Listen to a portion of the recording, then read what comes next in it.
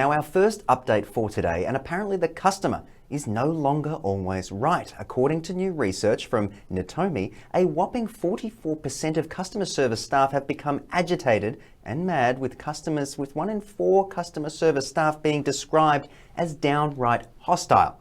My next guest, Ingrid Maynard, founder of The Sales Doctor, says this frustration amongst staff is a trend that has emerged from the pandemic and an issue that businesses need to step up and deal with. Ingrid, welcome to the program.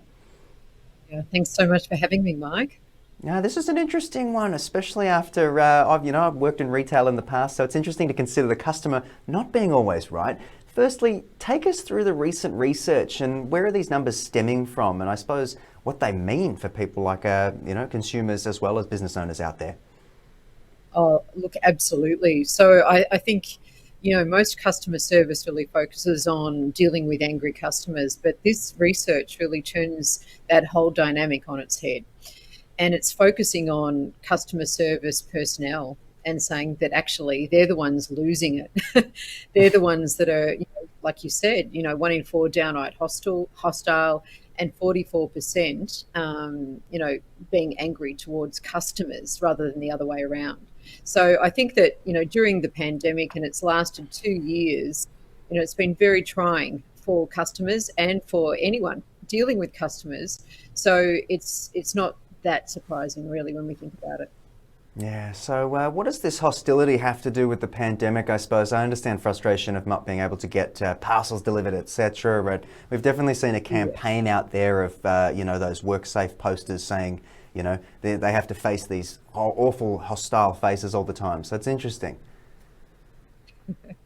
Yeah, well, I think there's a number of factors that have really, caused people to wear a little bit thin. I mean, you've got working from home, which was a novelty. When it first happened and people were enjoying the non-commute and the time saving and the balance between work life, all of those sorts of things. But as it continued, there were other things that started to be put into that pressure cooker, which was other people in the household also working from home.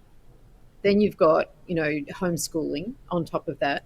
And then in certain areas, particularly in Australia, you had restrictions around how far you could go, what you could do, what you couldn't do.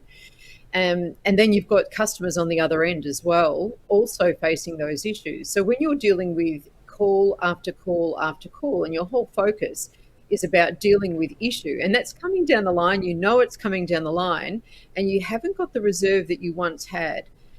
It's really like a powder keg waiting for a spark to. Yeah. Absolutely. So if a customer is faced with an impatient or rude or perhaps hostile staff member, how should they deal with it? It's quite an interesting dynamic. I know, but normally we're talking about, how should a customer service person deal with an angry customer?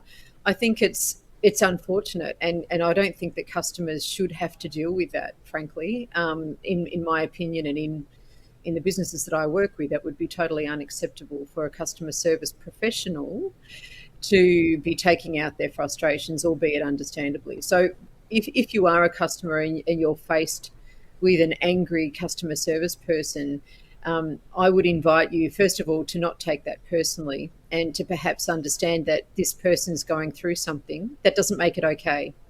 So I would then put my complaint or my issue in writing and or make another phone call or ask to speak to a supervisor, because it's really not acceptable. Absolutely, and sort of formalise the process, I think, and again, as you said, not take it personally. We're all under a lot of stress. Yes. So many.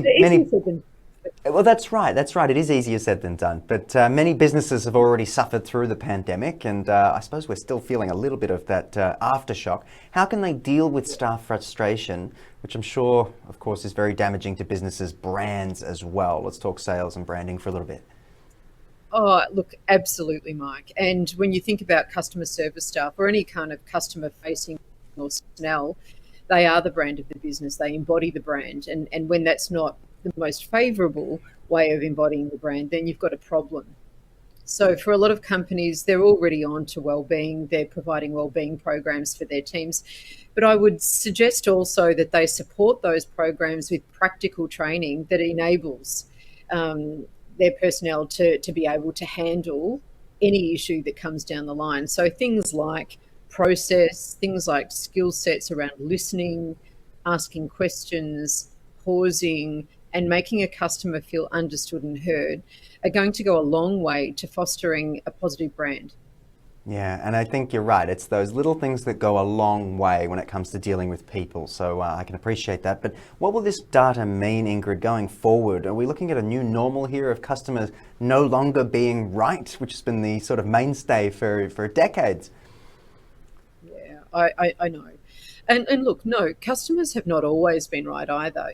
There are opportunities for us to educate customers, but it's the way that we do that I think really needs to be part of an education process for our customer service personnel. So I think, yeah, we are probably facing, in the immediate future anyway, a new normal around, just understanding that everybody's been under a lot of pressure and that they're perhaps not operating at their best at all times. Now, I would always suggest that it's up to the individual to take the onus on themselves to be responsible for the way that they come across to anyone, whether that's within their team, but especially when you're representing a company and you are the voice or the face of a brand, you need to really up your game.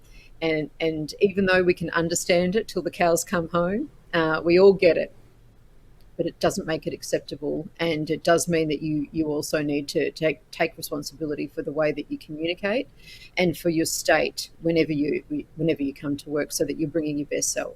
Yeah, absolutely. Ingrid Maynard, thank you so much to coming to us from the Sales Doctor and prescribing us a bit of information about this one. I think it's an interesting one to talk about. So thanks again for your time. Pleasure. Thank you.